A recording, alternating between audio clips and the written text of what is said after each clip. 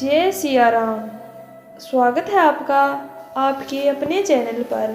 आज हम आपको सुनाएंगे मासिक दुर्गाष्टमी पर सुने जाने वाली कथा, जिसको सुनने मात्र से ही आपके जीवन के सभी कष्ट दूर होंगे। पौराणिक मान्यता के अनुसार प्राचीन काल में असुर धम्म को महिषासुर नाम के एक पुत्र की प्राप्ति हुई, जिसके भीतर बचपन से ही अमर होने की प्रबल इच्छा थी। अपनी इस इच्छा को पूरा करने के लिए उसने अमर होने का वरदान हासिल करने के लिए ब्रह्मा जी की घोर तपस्या आरंभ की। महिषासुर द्वारा की गई इस कठोर तपस्या से ब्रह्मा जी भी प्रसन्न हुए और उन्होंने वैसा ही किया जैसा महिषासुर चाहता था। ब्रह्मा जी ने खुश होकर उसे मनचाहा वरदान मांगने को कहा। ऐसे में महिषासुर, जो सिर्फ अमर होना चाहता था, उसने ब्रह्मा जी से वरदान मांगते हुए खुद को अमर करने के लिए उन्हें बाध्य कर दिया।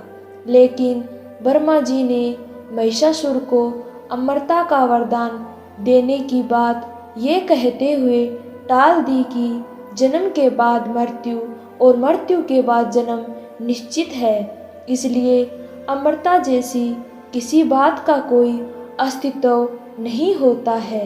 जिसके बाद ब्रह्मा जी की बात सुनकर महिषासुर ने उनसे एक अन्य वरदान मांगने की इच्छा जताते हुए कहा कि ठीक है स्वामी, अगर मृत्यु होना तय है तो मुझे ऐसा वरदान दे दीजिए कि मेरी मृत्यु किसी स्त्री के हाथ से ही हो।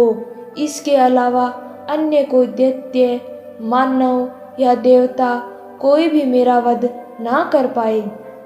जिसके बाद ब्रह्मा जी ने महिषासुर को दूसरा वरदान दे दिया। ब्रह्मा जी द्वारा वरदान प्राप्त करते ही महिषासुर अहंकार से अंधा हो गया और उसके साथ ही उसका अन्याय भी बढ़ गया। मौत के भय से मुक्त होकर उसने अपनी सेना के साथ पृथ्वीलोक पर आक्रमण कर दिया, जिससे धरती चारों तरफ से त्राहिमाम त्राहिमाम होने लगी। उसके बल के आगे समस्त जीवों और प्राणियों को नतमस्तक होना ही पड़ा। जिसके बाद पृथ्वी और पाताल को अपने अधीन करने के बाद अहंकारी महिषासुर ने इंद्रलोक पर भी आक्रमण कर दिया, जिसमें उन्होंने इंद्रदेव को पराजित कर स्वर्ग पर भी कब्जा कर लिया। महिषासुर से परेशान होकर सभी देवी देवता त्रिलोक के पास सहायता मांगने के लिए पहुँचे।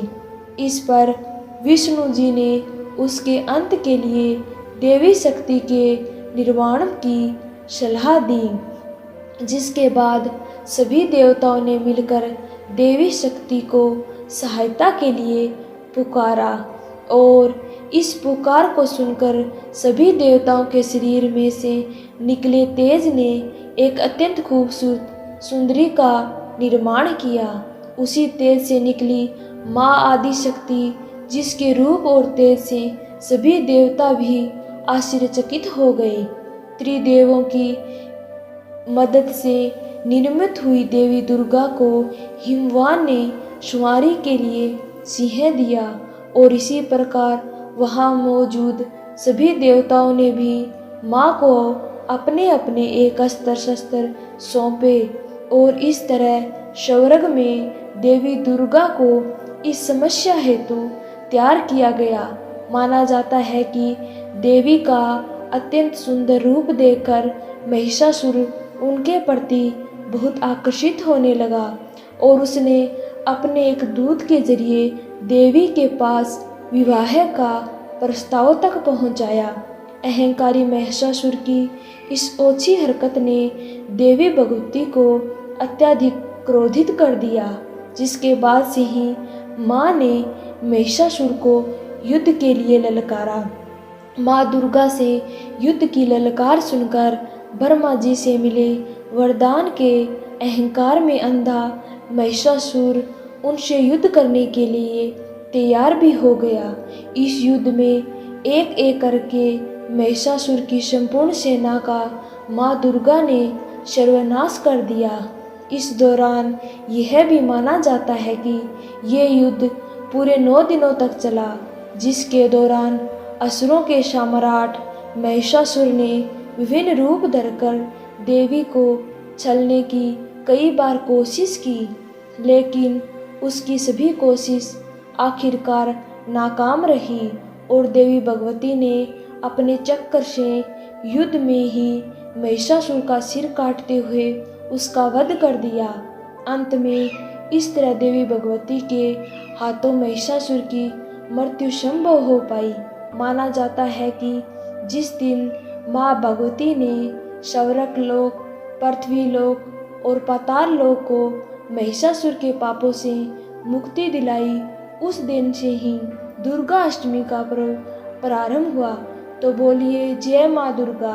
अगर आपको हमारी ये कथा अच्छी लगी हो तो कमेंट में जय माँ दुर्गा अवश्य लिखना, और चैनल पर नए हैं तो चैनल को सब्सक्राइब करें ताकि इसी प्रकार हम आपके लिए नई नई कथाएं लेते आएं।